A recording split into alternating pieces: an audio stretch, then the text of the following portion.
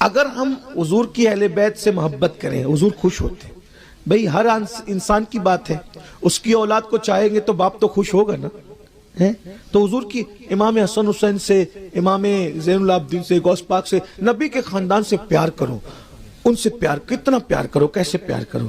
ایک بات میں آپ کو بتاؤں, اللہ اکبر, ایک بات سنیے, ایمان تازہ ہوگا, آپ کو یقین مضبوط ہو جائے گا آپ کا.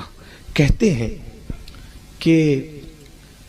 ہیں بغداد شریف میں ایک بہت بڑا پہلوان تھا, بہت بڑا پہلوان, اور پہلوانی میں اتنا نام کمایا اس نے, اتنا نام کمایا کہ کوئی اس سے پنجہ لڑانے کو تیار نہیں تھا.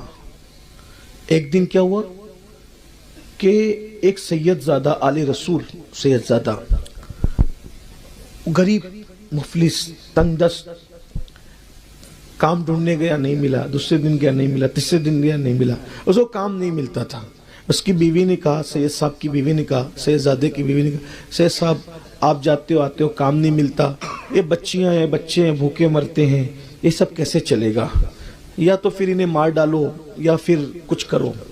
انہوں نے سوچا کہ آج ایسا کچھ کرتے ہیں کہ اپنا کام بن جائے. بیوی کو کہا کہ کچھ دن کا ٹائم دو, بہت بڑا تیر مار رہے ہیں, ہمیشہ کے لیے مسئلہ حل ہو جائے گا. سید صاحب نے دماغ لگایا, دبلا پتلا آدمی, فاقہ کش, پریشان حال. سید صاحب سیدھا بادشاہ کے دروازے پہ پہنچے.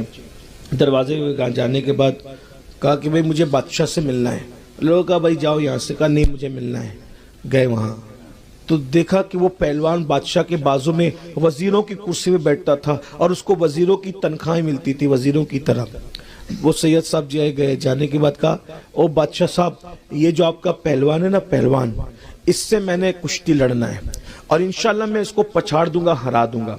اور بادشاہ نے کہا تجھے تیری موت آئی ہے بھائی. اگر نہیں, آپ لوگ ڈر کے مارے یہ سب بہانہ کر رہے ہو, اگر آپ کے اندر ہمت ہے تو اس کو کشتی لڑاؤ, پھر دیکھو میں کیسے جیتتا ہوں.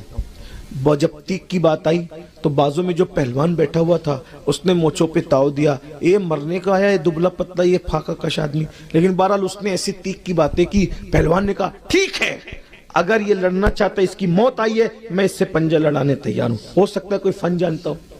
بادشاہ نے کہا تاریخ طے کرو وغیرہ.